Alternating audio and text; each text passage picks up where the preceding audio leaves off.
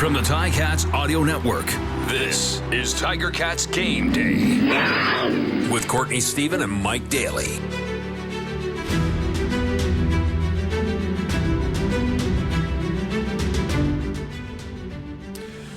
Welcome to Tiger Cats Game Day, presented by Tiffany Gate Fresh Gourmet on the Ticats Audio Network. My name is Courtney Stephen. It is Week 15, and Winnipeg is coming to the Hammer today to face off against the 5-7 Ticats in this beginning of the final third of the 2023 season. And to get you all primed and ready for the action that's kicking off at 4 p.m. today, I'm with my man, Mike Daly. Mike, last time that we played Winnipeg, I mean, it was quite the game, but Winnipeg last week, they rolled, and they're coming in here with some momentum. So what can we expect to see today, and what are some of the key headlines heading into this one?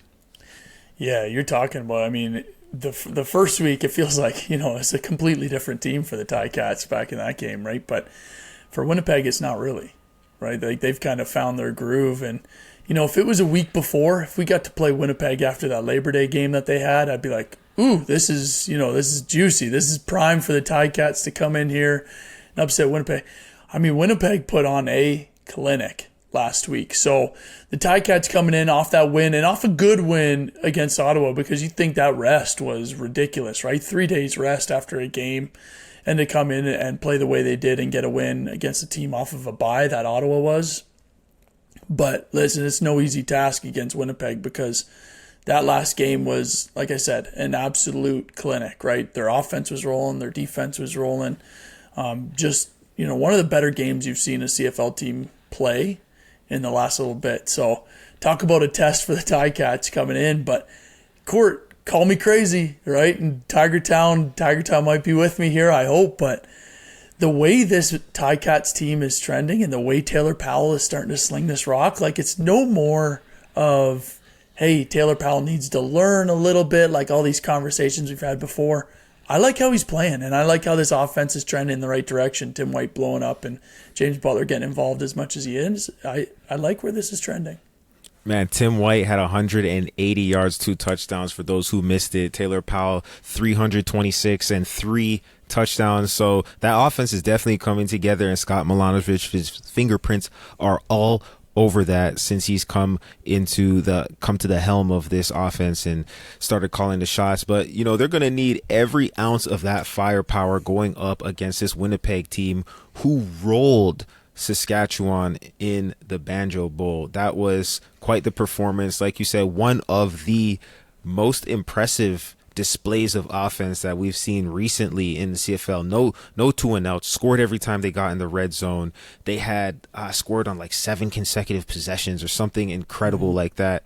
And they got weapons all over the place. So that is going to be a challenge for this Ticats D, which finally has a little bit of shuffling going on, but for all the wrong reasons. A couple of guys are banged up. So let's dive right into this one and look at the roster. And instead of starting on the offense this week, let's talk about this Ticats defense, because that's where there's going to be some interesting things happening. So right off the hop, Richard Leonard is out of the game, and Lawrence Woods comes in at the field corner, and Tunde Adeleke is out of the game right next to him, and we've got Lawson stepping into that position. So you've got rookies all over the place. You've got guys who haven't got a lot of experience playing together in that back end, and very quickly it turns from familiar faces to folks who are trying to still build their bonds with each other, work on their communication. How is that matchup look for the Ticats as they're getting ready to play against one of the most explosive offenses in the CFL right now? You set me up with that question, Court, because it doesn't look great, man. It doesn't look great, right? Like, you have an experienced guy like Tunde, and we talk all the time about Richard Leonard. Like, we have to understand with that field corner position, right? It's like another free safety. What it does is somebody that understands the CFL game, understands if, the number one receiver is running a short route. Well, I already know that there's a corner route over top of me. And talk about Winnipeg's offense, Dalton Schoen and Dembski. That's what Zach and those two live off of, is the corner route. all they do is wait for some sort of man coverage. And Dembski has a lot of moves to get himself open on those corner routes, right? Dalton Schoen has a lot of moves.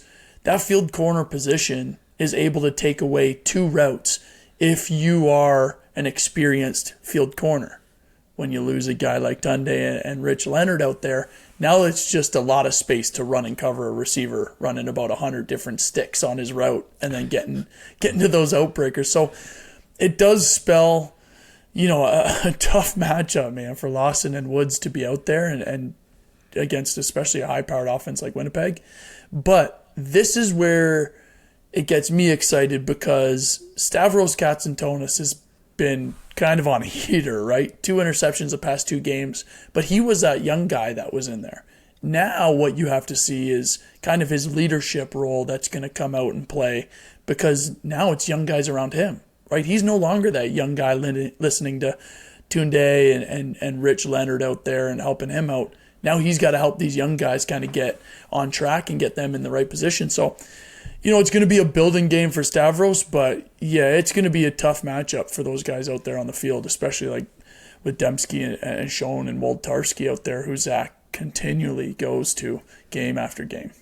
Yeah, and that we'll talk about Demmer and the boys a little bit more in a second, but Stavros has been making his plays in the passing game, finding range, getting to the balls that are hanging up there, or maybe they're thrown over the middle where they shouldn't be. And, whether it's breaking downhill and picking one off right in front of the receiver, or just being in the right spot in alignment to catch an overthrow, he's been doing a great job of that. In this game, for him to show up and take that next step as asserting himself as one of the top safeties in this league, I'm going to need to see 2 things from him, and that's get everybody lined up.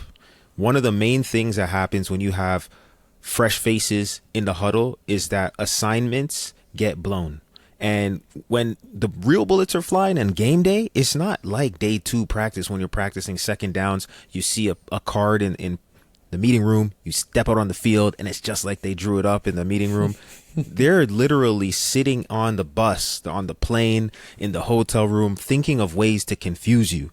So you need somebody beside you to make sure that you know what you know, and you're going to be able to play fast, and you're going to be on the same page. Even if they're on the wrong page, if everybody's on the same page, they can play. So Stavros needs to make sure that both of his halves, he needs to make sure that his linebackers, his corners, everybody is on one accord, and that's going to be the first step. The second thing I'm going to need from him is going up against this offense that has guys like Nick Dembski, who is a great yards after the catch guy, and who an offense that has a great running game.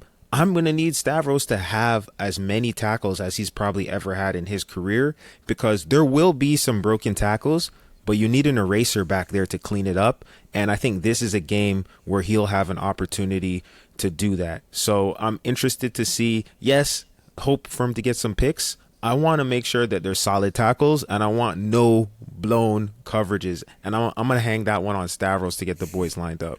And well, to be fair, Court, on that as well, right? You look at guys like, now you start leaning on a guy like Chris Edwards, right? Who's been around in the league and knows this defense and can help those guys out standing right beside them, right? A Jameer Thurman, a Simone Lawrence, just to not necessarily help them get lined up because they have their own job to do, but almost slow it down for them, right? Slow it down for them. And that all falls back onto a Mark Washington, making the calls simple and easy enough for these guys to be able to line up and play fast. Right, so maybe look to dial it back on some of those more exotic blitzes and the coverages, and kind of go to the more base stuff, the cover 3s, right, the cover 4s, that kind of zone coverage where many of the guys would have repped plenty of times, whether it was on scout team or in training camp before. So maybe slow it down a little bit for them. Absolutely. Then you're going to see the Malik Carney and Trey Crawford on the defensive ends. Those guys would have to get some pressure on Zach Collaros in the backfield just to give the DBs a little bit more support. If Zach has all day to create, which he does, his thing is really extending plays and getting outside of the pocket, changing a launch point, giving receivers a chance to be creative and to just find the gaps in the coverage. If they can keep Zach bottled in, that will go a very, very long way. That cannot be overstated. Casey Sales, Ted Laurent in the middle, creating that push in the pocket, collapsing it in. Hopefully they could get some hands up in some throwing lanes.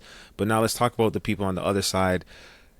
that offensive line is really one of the better ones in the Canadian Football League, and it has been. Stanley Bryant, Hardrick on the tackles. Those are humongous human beings, and so this is not going to be an easy task. And then, of course, Brady Oliveira, who's now up over that 1,000-yard rushing mark. He's a Canadian guy who earned everything that he got as far as opportunities, and now that he's been the featured back for a long time, he's showing people why that's so with the performances he's had. Went over 100 yards last week, and I think he's the type of guy who, they've clinched their playoff spot, but if he's in the game, he doesn't care about any of that kind of stuff. He's not holding back. He wants to punish. He wants to run downhill. How do the Ticats slow down a running game like that when you know that Winnipeg's going to come in here and try to establish the run? Yeah, well, you mentioned it. It all starts with that offensive line. Like, you look at, they've had this offensive line together for a long period of time. And for good reason, all the running backs, whoever it is back there, right? Brady Oliveira this year, when it was Andrew Harris before, even when like a guy like Johnny Augustine gets in there, they're able to still run that ball. Right, and it all starts with up front. They're physical bunch. You see it on film. They'll finish to what we call the echo of the whistle, which is maybe a little bit after the whistle, right, but still within a legal range. So they're physical and they're an angry and mean bunch. So when you look at that D line, right, especially like a Ted Laurent, Casey Sales, who knows them very well, which will help, right, help some of the calls. He might be able to hear some of the calls, understand what's going on. Right, so they'll have to switch something up a little bit. And with the noise of, Tim Hortons Field, it's going to be difficult for that offensive line to try to switch up what Casey Sales knows, but also be talking to each other. And then you put in Ted Laurent, who is the ultimate run stopper, right? He has been his entire career. So matchup-wise, I like it on the Ticats. The only thing that hurts is with Dylan Wynn out. Now you're talking about that rotational pressure that you have, once Teddy gets tired or Casey gets tired. To not have Dylan Wynn in there hurts a little bit, but that's where it's going to end up being on those two defensive tackles to not get moved and washed on these double teams, right? When two offensive linemen are trying to push them and then work up to the linebacker to block them off. To hold that ground, allow your linebacker to see him behind them and be able to step around and make a play on that tackle. And coming in to spell the D-line will be Jared Hewitt, Mason Bennett, Jagarrett Davis back in the lineup. And of course, we've got Jonathan Kongbo as well. So the defensive line, they will have a task in front of them, and they will be asked to step up as they always have been asked to step up. And it's not getting any easier. So like I mentioned, Winnipeg has clinched the playoff spot. Toronto has clinched the playoff spot. Now, there's a couple of guys who are injured and out for the Ticats. If you're Winnipeg right now and you have a couple guys who are a little banged up, is it too early to rest those guys? Or do you give those guys a little bit of time off and allow them to heal so that they can still have reps towards the back part of the season? You're heading into the playoffs for potentially a bye week, but you're getting a little bit of a chance to knock the rust off in those last couple weeks of the season. Do they rest now? Do they rest later if they're a little banged up? How are you playing that as a coach? Yeah, it's tough because everybody still wants that home field advantage, right? They want to absolutely lock up. Yeah, clinching the playoffs is great, right? Gives you a shot at the Grey Cup, but you want to clinch that home field advantage. So I think you don't take the foot off the gas right now until you clinch that.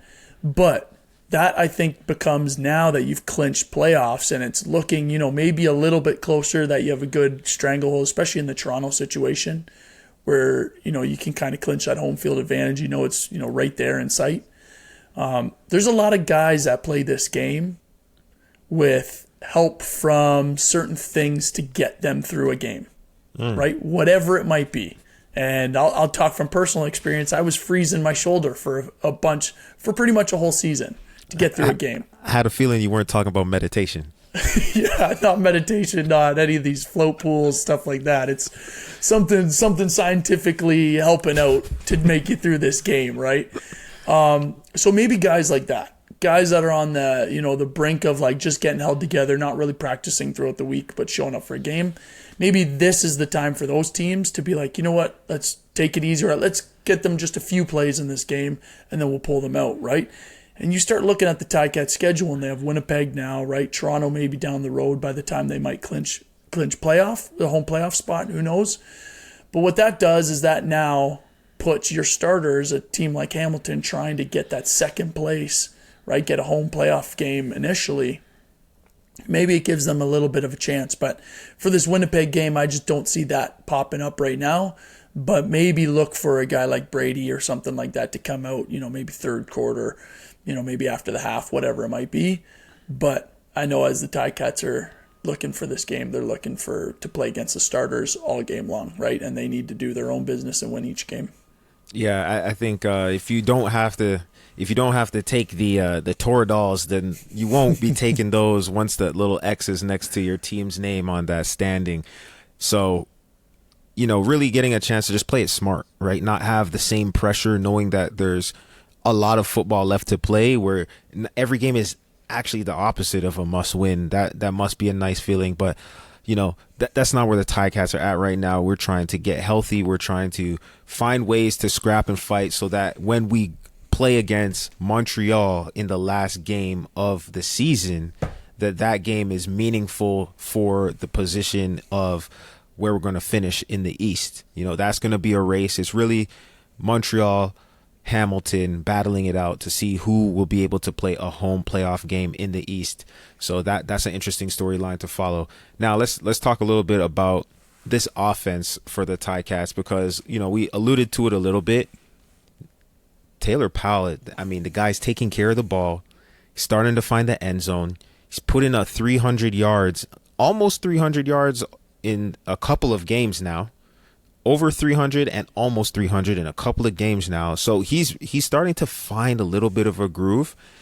One thing they haven't been able to do yet is really find that end zone early and set the tempo and play from the front. And I think in a game like this one, where there's a potential to kind of play in a position of desperation, if this other team gets the ball, they start running it, bleeding the clock, you're going to want to jump all over this Winnipeg team early. So how is Taylor Powell and the rest of this offense going to approach this game? Do you think this is the same as usual? We're just going to find a lot of Tim White, or are they mixing it up? Do you see anything in Winnipeg's defense that is worthy of highlighting as an attack point?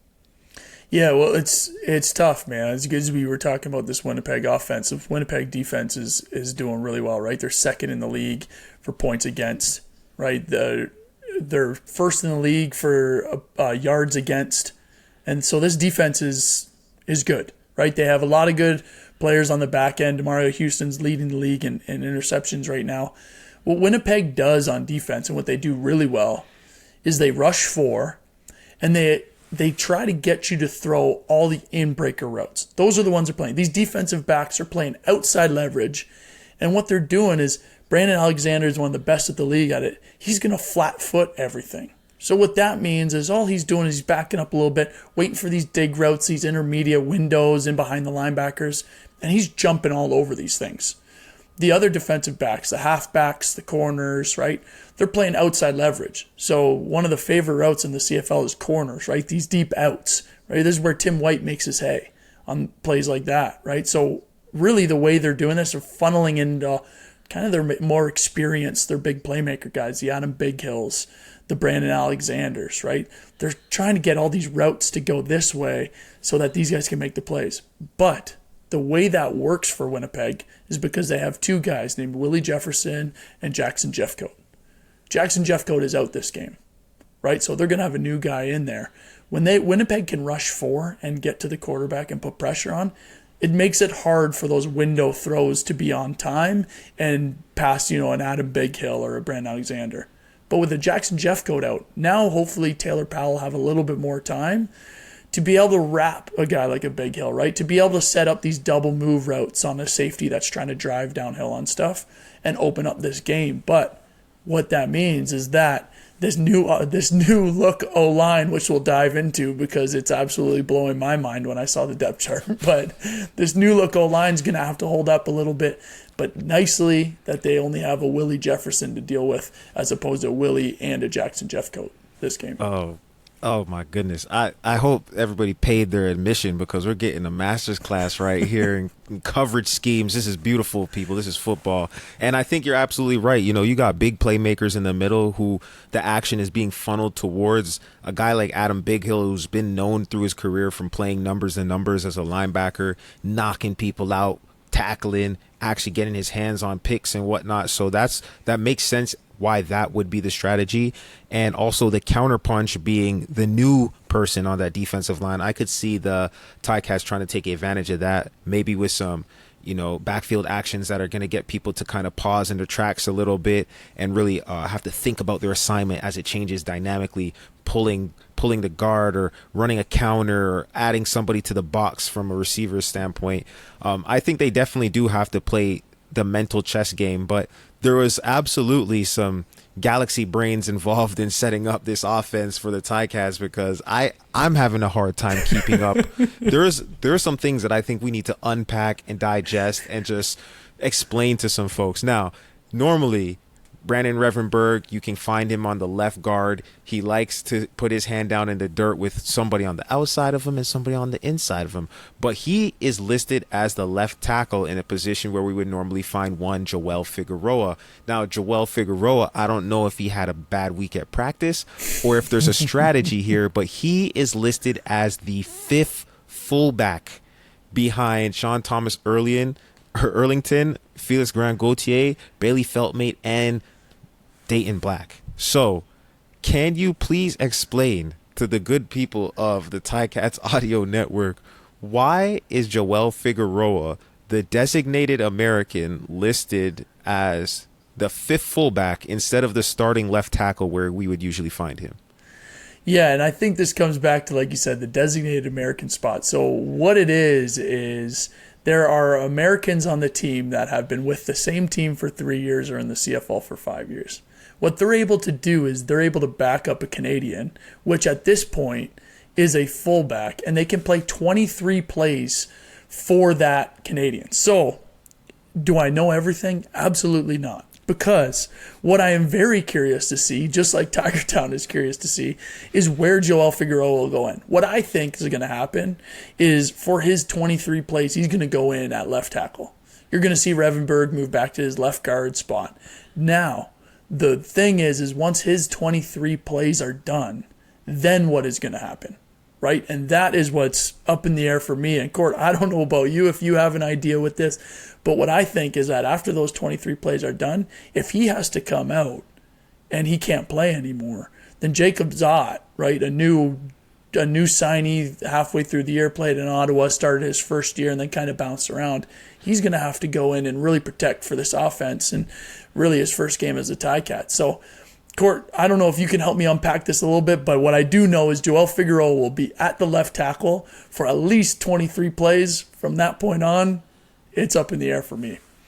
Yeah, the only thing that I could imagine is if the Ticats, instead of going to the traditional two-back set, which means they would have James Butler and Sean Thomas Erlington in the game, potentially Sean Thomas Erlington would maybe step out to a receiver spot, and that would allow Fig to come in for McAllister or Bayless. But instead of playing receiver, obviously Fig is going to become like a sixth O lineman, and they play with four receivers. You'd have two Canadians. You'd probably have Sean Thomas Erlington, or you could have Richie Sindani along with Keandre Smith, and then you'd have Terry Godwin and Tim White play with four receivers, 6 O linemen, and that would get Fig in the game for another American. But I am not sure how many plays are in the 4L/2-back package. That is something that remains to be seen. What we do know is that there'd be great protection. There would be great protection with 6 big 300-pounders on the field. So that's an interesting storyline, man. And so while we're just trying to figure this out, I don't even think we should try to have too deep of a thesis. We're going to see very shortly when we kick the ball off. And when we do kick the ball off, I want to understand what matchup you're going to be looking at, because we talked about great playmakers on both sides of the ball. We talked about some question mark guys on both sides of the ball. Which matchup are you going to be looking at when this one starts to see who's really going to get the better of who in this game? Yeah, I think the matchup I'm going to look at immediately is Lawson versus Schoen, right? Like it's a new guy versus one of the best receivers in the CFL. There's going to be help out there for him, right? There's going to be help with Chris Edwards. I'm sure Lawrence Woods, they have something drawn up to help him out. Maybe roll the coverage toward those two guys, right? Like wherever they show up, maybe put a low zone in front of them, right? Get hands on Dalton Schoen when he's coming off the line to slow him down, not let him get the momentum up to speed so that we can see what he's trying to run. The back end can see what's going on, right?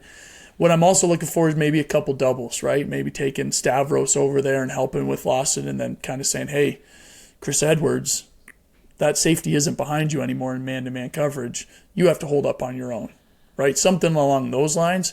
But that's my first look because I think in Winnipeg's offensive meeting, as soon as they heard Tunde was not playing or Richard Leonard, I think all of their plays moved to the field side. Every one of their big plays they dialed up is let's go to the field side. These guys are new guys in, right? Let's test them. Let's see how they can do. And I think Winnipeg's going to feel confident trying to throw at that field. So that's where my matchup is. Well, I'm thinking similar to you, but a little differently. One of the challenges that the Ticats had in their last game was when the wide receivers were added to the box or they had a nasty split, meaning they weren't far away from the tackle in the offensive line. They were close to the tackle in the offensive line, creating a de facto extra linebacker out of those defensive backs, forcing the defensive backs to play the run, to get off of blocks, to hold the edge, to turn the runner back inside. The Ticats weren't always their best when forced to put the defensive backs in run coverage, into run stopping mentality. So I would expect Winnipeg, a great running team, to do more of the same, knowing that they're going to have two people at the defensive back position to the field who haven't got a ton of reps shedding blocks with physical receivers like Dembski, who is not afraid to get his nose in there and really just stop block somebody. So I'm actually looking to see what Stavros does versus Brady Oliveira in the run game, because Stavros is going to have an opportunity to get 8 tackles. Stavros can run the alley. Stavros can back clean up, and I'm sure that if he has it in his heart to, he can get up there and get 6, 8, 10 tackles in this game just off of the play calls that Winnipeg will have. And I think that will be one of the key things for me to look for. Are the DBs being involved in the run game, and how much is their want to be involved in that run game? That will be an interesting storyline. Now, we talk about both of the teams, we talk about all the matchups, but I always like to highlight one star player, one person who's got the potential to put the team on their back, or even just crack it open, create some momentum. And if there's one person on either side of the ball, who would that be? Yeah, I think it's time for Tyreek McAllister to show back up, whether it's offensive or whether it's special teams, right? Ticats right now, the good thing that I'm seeing is that they have the most big play returns out of anybody in the CFL, right? And what that's going to do is that's going to help that offense come along. And like I said, we're at the point now with this Ticats offense where it's not helping it come along. It's going to put up some yards. And they're going to do well right now, right? Taylor Powell is throwing the ball. This is a great test for them. But what better way than Tyreek McAllister to get involved? We saw him take that when he first showed up on the scene, that bubble to the house, right? We saw a couple big-time returns coming back. When you look at a guy like Fraser Sopek, who's back in, right? Somebody that, you don't really see all that often because he's not necessarily starting, might get in on packages on second and long, but he is a great special teams player. He's been around this league for a while, right? Or Richardson Danny getting himself involved a little bit more. This special teams unit is really rounding out with like a Nick Cross, a Bailey Feltmate. All these guys you're seeing that are listed as the backups. These are the guys that are going to help a guy like Tyreek McAllister get going, right? And that's what I'm waiting to see that we haven't seen in the past couple weeks as this Ticats offense has been rolling, as the defense is getting turnovers. Now it's the special teams' turn to, okay, let's get a couple big returns, and let's see Tyreek McAllister maybe take a bubble to the house or whatever it might be, a little bit of yak yards like we were talking about with Nick Dembski. I'm really looking for him to have a breakout game. Yeah, I would love to see action in the backfield. And for me, that means Malik Carney showing up the way that he showed up last year when Winnipeg came to Tim Hortons Field. Sack, fumble, scoop, and score. I think if the Ticats can create opportunities, bonus possessions, create hidden field position changes, or just get the ball back to their offense a few more times in an opportunity to score. Just the opportunities to score is what's going to matter, because at the end of the day, the whole game is about points, and you got to find ways to get them. If the Ticats can score on defense, I think that starts with this defensive line or a guy like Malik Carney, who he's shown game-breaking plays before, and I think it would be no better time then September 16th for him to show up and do the same again today. 4 p.m. kickoff. It's South Plaza Saturday. Winnipeg Blue Bombers are coming in searching for their 11th win, but the Ticats, of course, are trying to put a stop to all that noise as they search for their 6th. This is Tiger Cats Game Day presented by Tiffany Gate Fresh Gourmet on the Ticats Audio Network. Thank you for listening to us again. My name is Courtney Stephen, and for Mike Daly, we hope you guys enjoy the game. If you're listening to the game, listen.ticats.ca, as always, where Luke and RJ will have the call for you. Of course, a pregame, you've got Andy and Bubba O'Neill who will get you ready as well. So for Mike, this is Courtney signing off until next time, and we hope you have a great game day. It's game day and you're ready. So are we. Let us know your thoughts. Email us at gameday@ticats.ca. Courtney Stephen and Mike Daly are here every game day with their insights into today's game. Subscribe to the Ticats Audio Network on Spotify or wherever you get your podcasts.